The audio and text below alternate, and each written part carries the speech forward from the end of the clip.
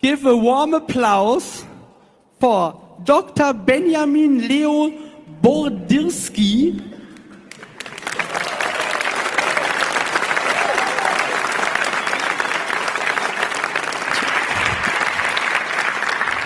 He is a postdoctoral researcher at the Potsdam Institute for Climate Impact Research, and he's designing quantitative computer models and global nitrogen cycle simulation. So it's like Civilization 8, nor with more realistic. And what we can learn from it and how we can use it, you will hear now.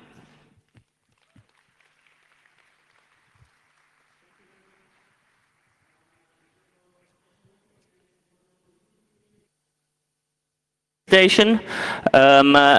What we are doing there is we are doing computer simulations of all kind of sciences, from natural sciences to social sciences. But this campus has actually a long history already of science. So it used to be the Astrophysical Institute, the Astrophysical Observatory and the Meteorological Observatory.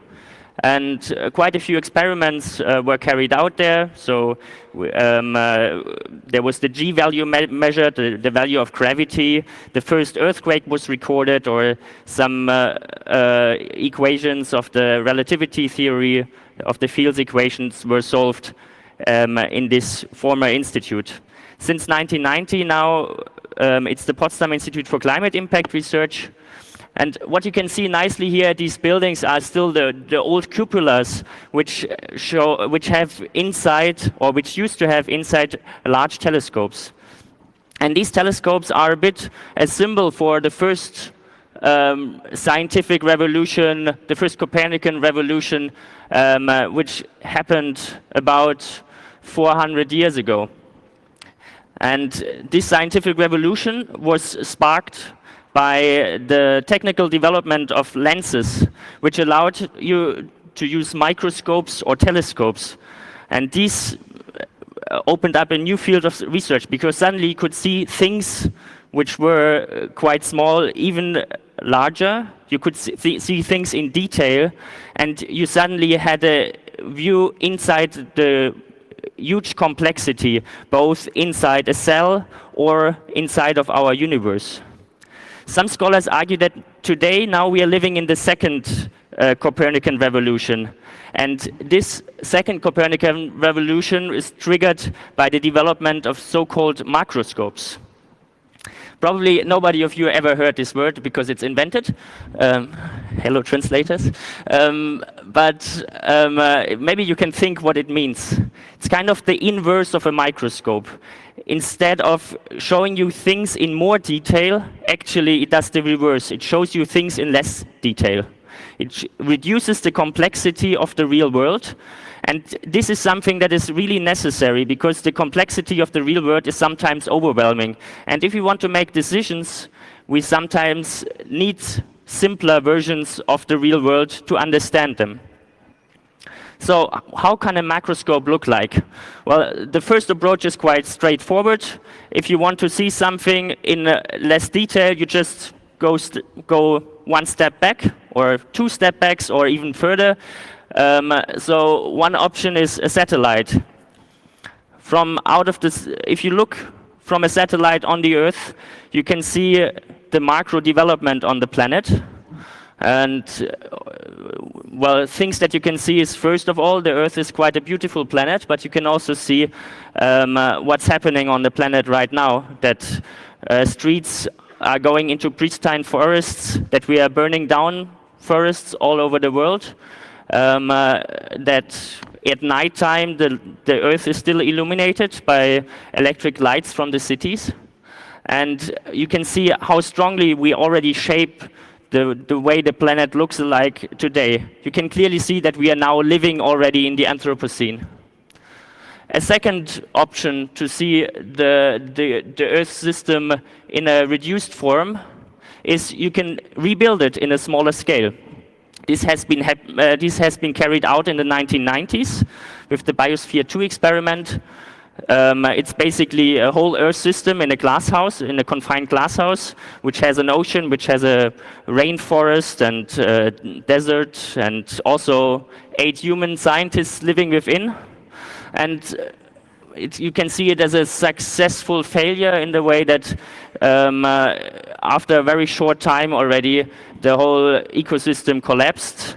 The fish in the oceans died.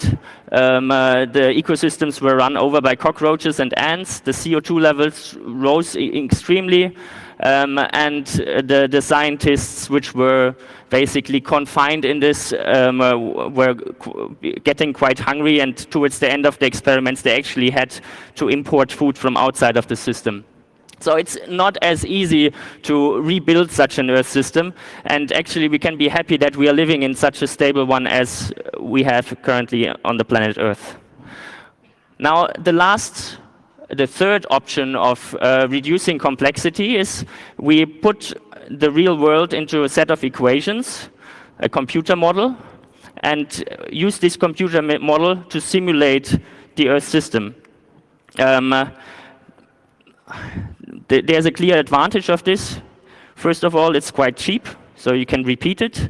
You can do several, thousands of simulations. And of course, in reality, we only have one planet, right? So we can only carry out one experiment, and that's the experiment we're currently living in. So there's no option to repeat it if we fucked up the climate or something else. Sorry.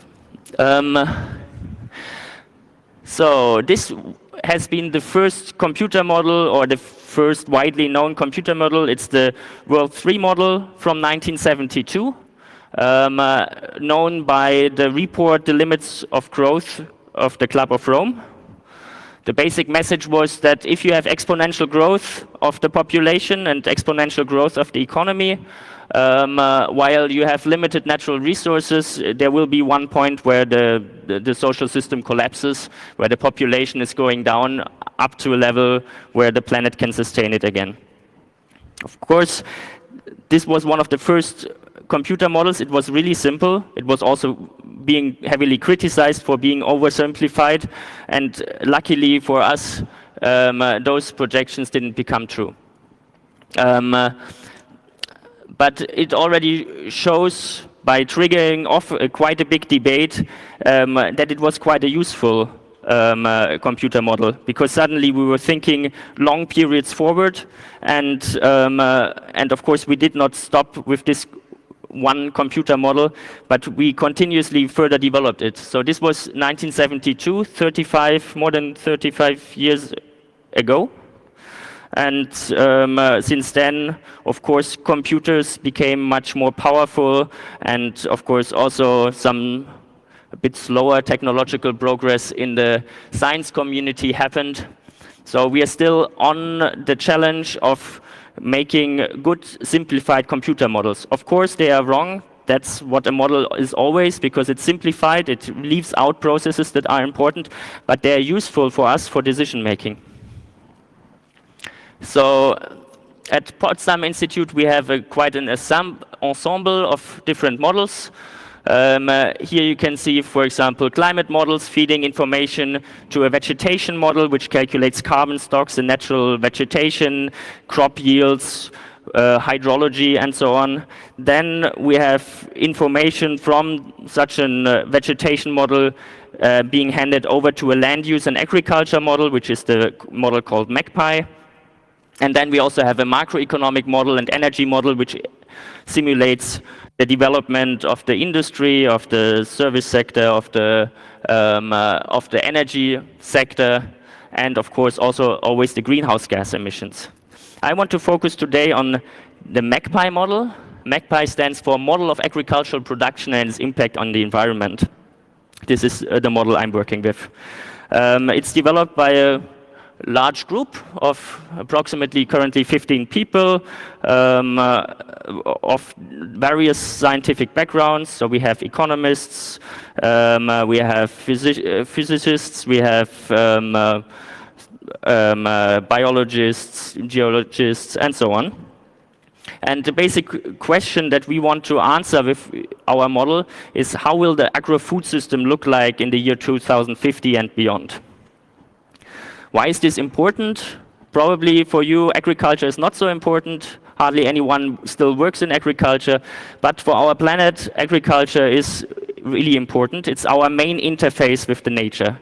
If you look at our planet, 30% of the terrestrial surface is covered by agriculture, either by cropland or pastures.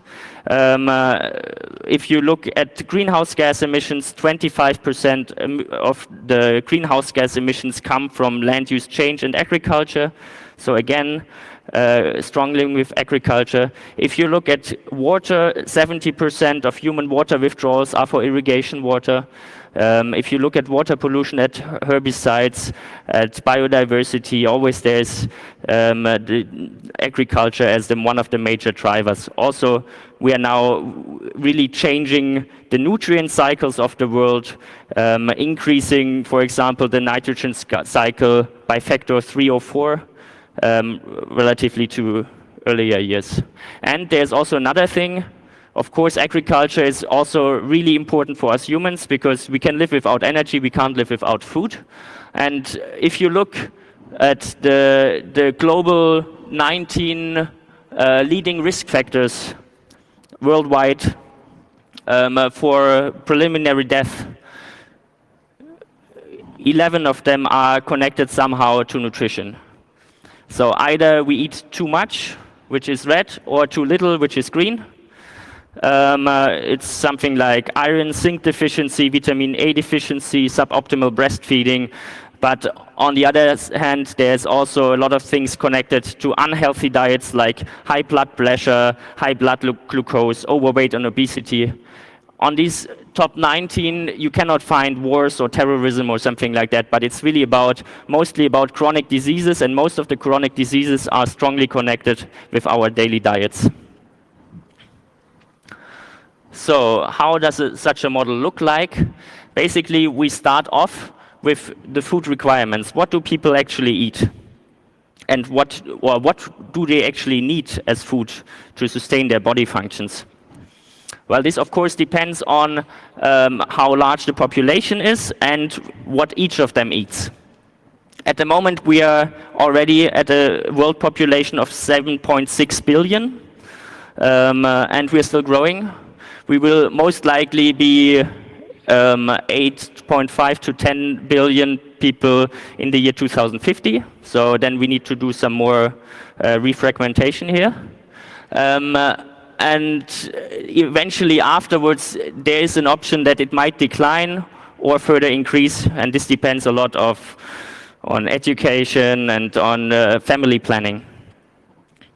At the same time, what people need to sustain their body functions per capita is quite always the same, actually. There are some differences depending on demography. You can see that Africa has a lower requirement because there a lot of young kids are. In contrast, in China, a lot of young adults, you have high food requirements. But of course, this will shift as soon as we have demographic change in the future, and then we'll have, in contrast, high food requirements in Africa per capita. But in general, the range is really low, 2,000 to 2,300 kilocalories per capita per day in population average. But this is, of course, what the people would require. What they actually consume is much more. So you can see in Germany, we have 3,500 kilocalories. In India, it's closer to the food requirements of 2,450. But you can also see not only that there's a lot of overconsumption, you can also see that the diets are quite different. In Germany, we eat quite a lot of animal products, which people in Nigeria or India don't. And we actually don't eat too much fruits and vegetables, which is a shame for us.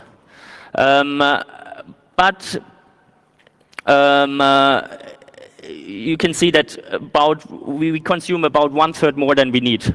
And what's the reason for this? Basically, it's that we waste most of our, quite a substantial fraction of our food. About 30% of the food gets wasted in households, just because people well, don't care too much about it. And you can see a quite strong correlation.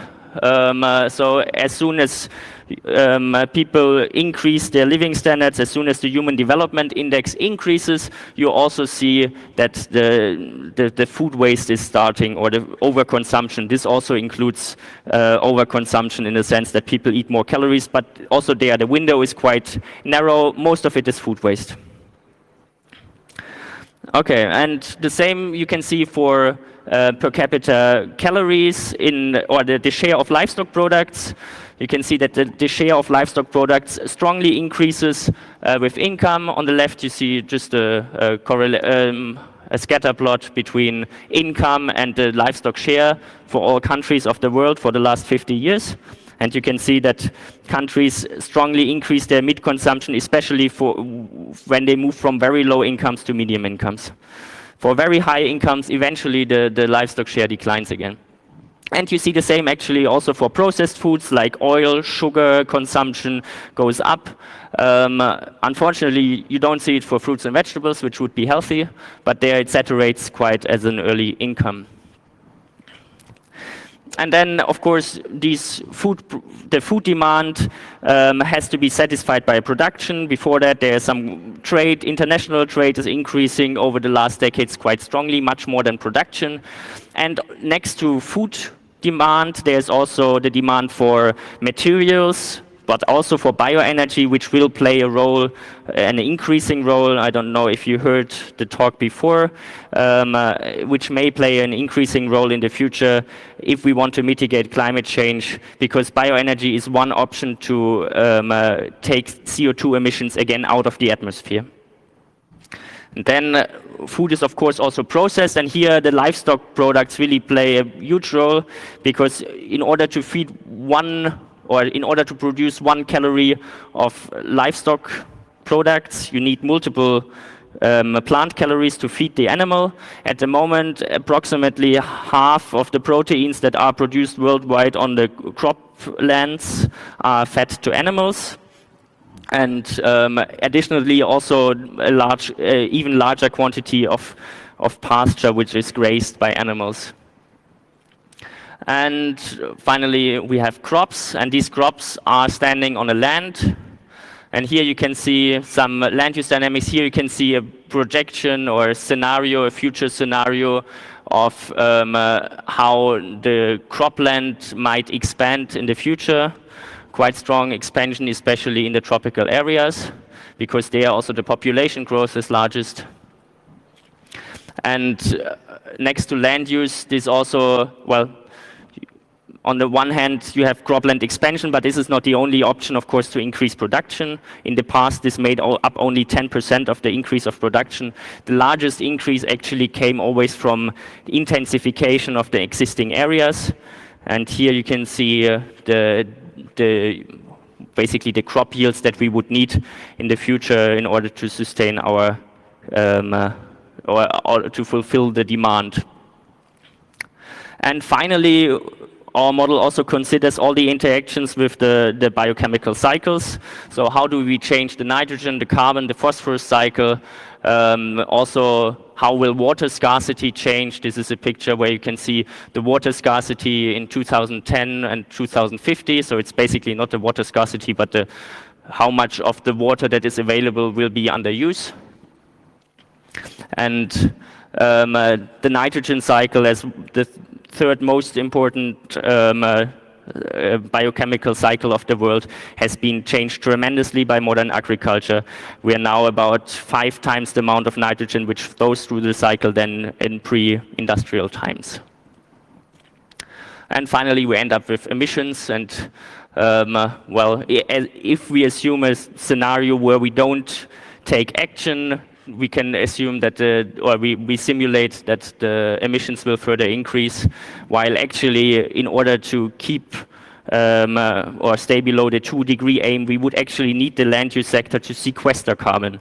So we need to take CO2 out of the atmosphere. This is something that only the land use sector can provide at low costs, either through afforestation, through plantation of biomass, or through accumulation of carbon in soils. So this is the whole integrated model, and the great thing is that, well, it's an optimization model where everything influences everything. So if you put a carbon price in, this will change the whole supply chain. It will change the food demand. It will change the global trade patterns. It will change the land use pattern. If you can also see the interactions, for example, between the nitrogen and the water cycle, or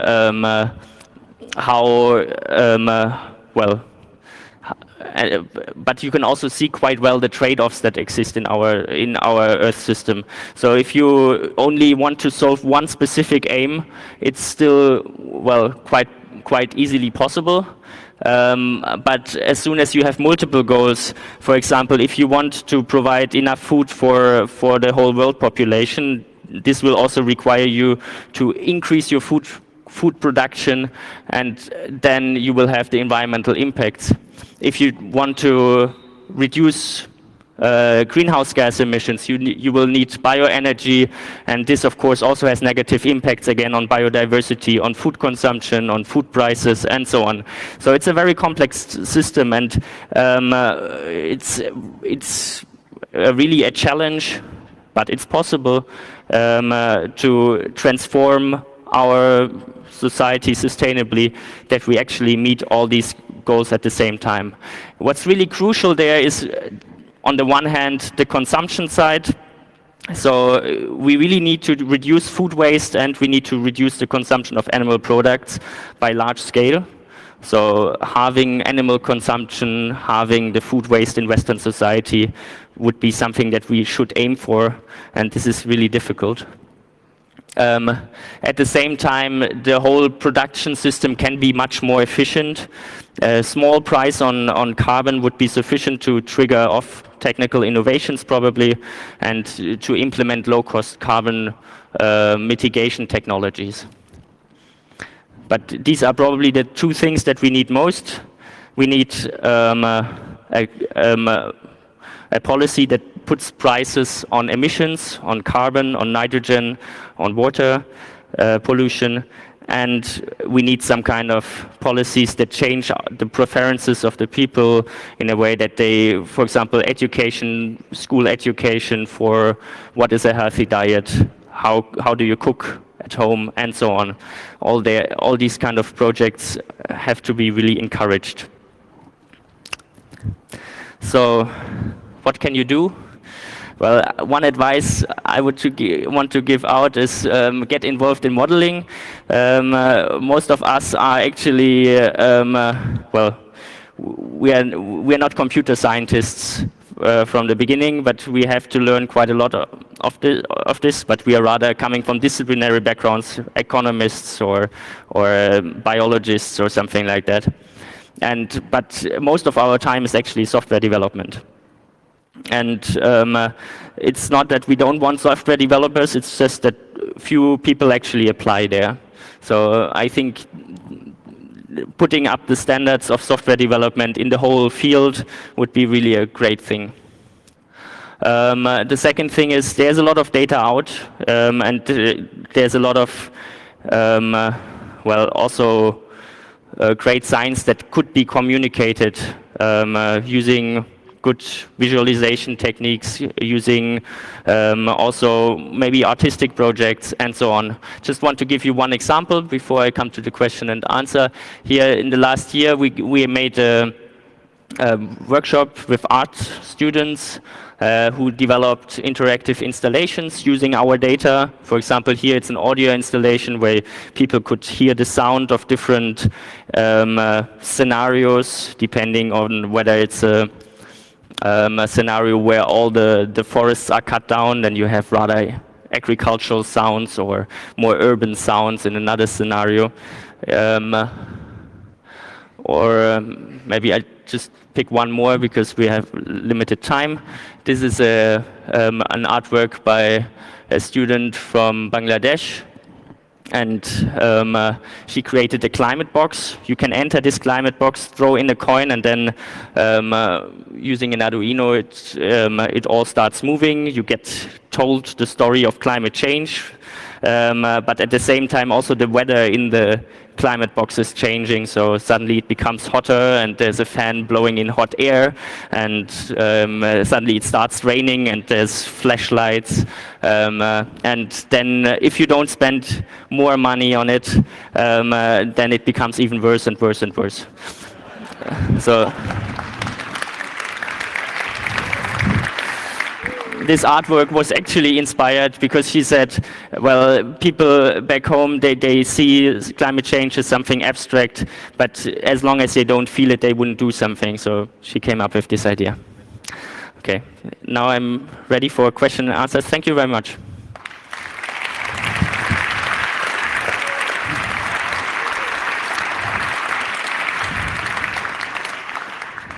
Okay. Everybody with questions, please go to the microphones in the room and internet over the signal angels. So microphone 1, please. Oops, it's charged. I got an electrocution here. Thanks for the talk. One question. When you looked at the needs of people, you spoke about calorie requirements. However, nutrition is much more than calories, and especially in not in Germany, but in the Sahel area. When you further reduce the animal protein part, you get problems with malnutrition. Is that something you factor in, or it's just plain calories and you eat sorghum with sorghum? No, of course, dietary diversity is really important. I would not say that animal protein is the only way of solving this, because you can have a balanced diet also without animal protein. But it's important, actually, one of the most important challenges is to drive up the consumption of vegetables and fruits by several factors. And there's hardly any positive limitation to the especially for vegetables, to the health impacts of higher consumption of vegetables and fruits. Of course, we look at the dietary composition, and there we also don't only look at livestock versus plant calories, but also now on fruits and vegetables and on processed calories.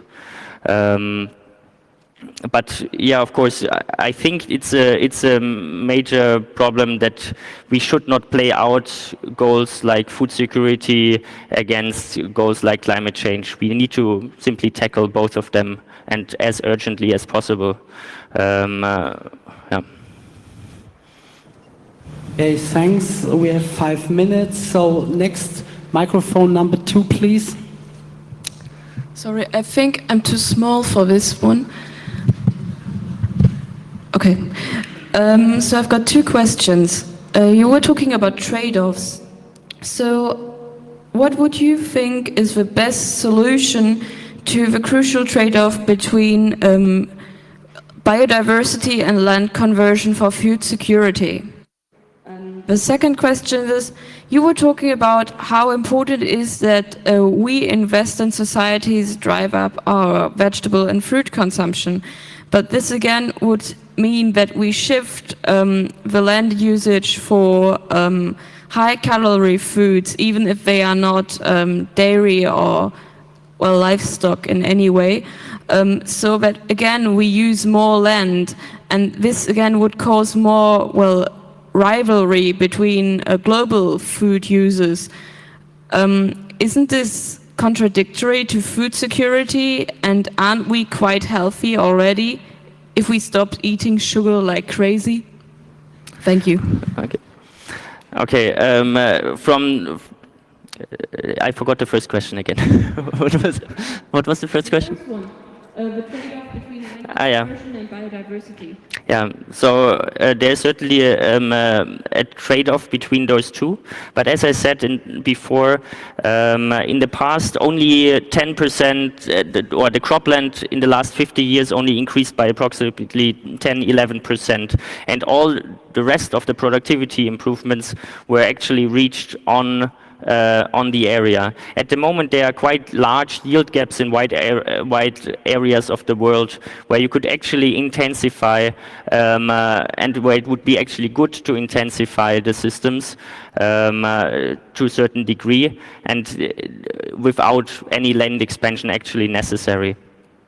There are certain areas where I guess land expansion is possible.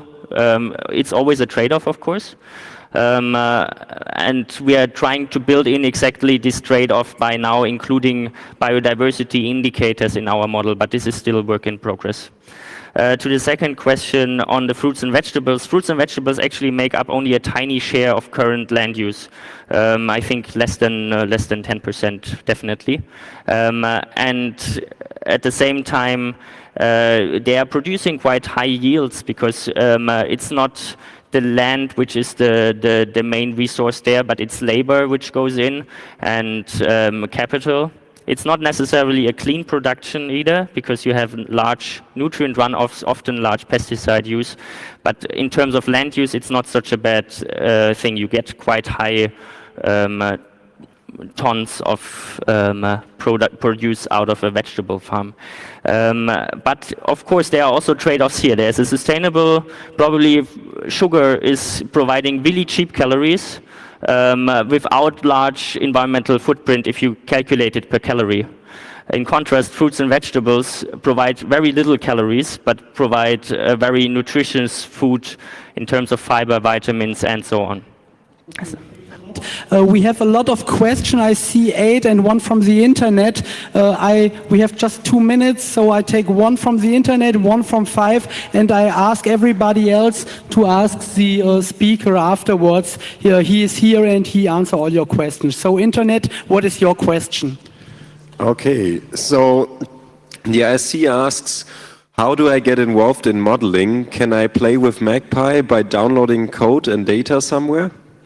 Hello, Internet. The model will become open source next year. So we are currently in the process of the whole legal stuff of making it open source.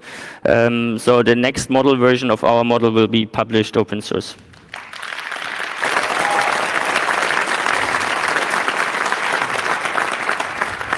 Microphone 5, please. Hi. Thanks for the great talk. Last year there was also an awesome talk about plant-based food innovation that is science-based. So my question is twofold. First, do you implement technological innovation that would lead to a more plant-based diet, and in general in the model? And the second one, how hopeful are you personally that those will have an important impact in the future? You're speaking now of some kind of plant-based meat replacement products and so on. Yes, we actually published a study or a commentary this year also on a quite extreme case of this, which is basically landless food production.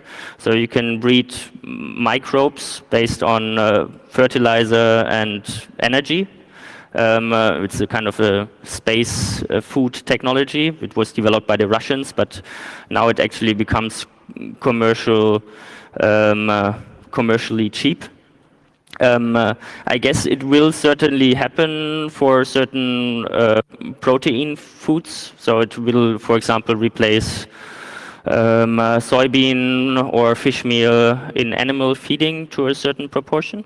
I'm not so sure about the actual nutrition value of this, or about, well, I'm a bit skeptical how positive I would judge it, but I would judge it quite realistic. Also for the whole meat replacement products based on plant-based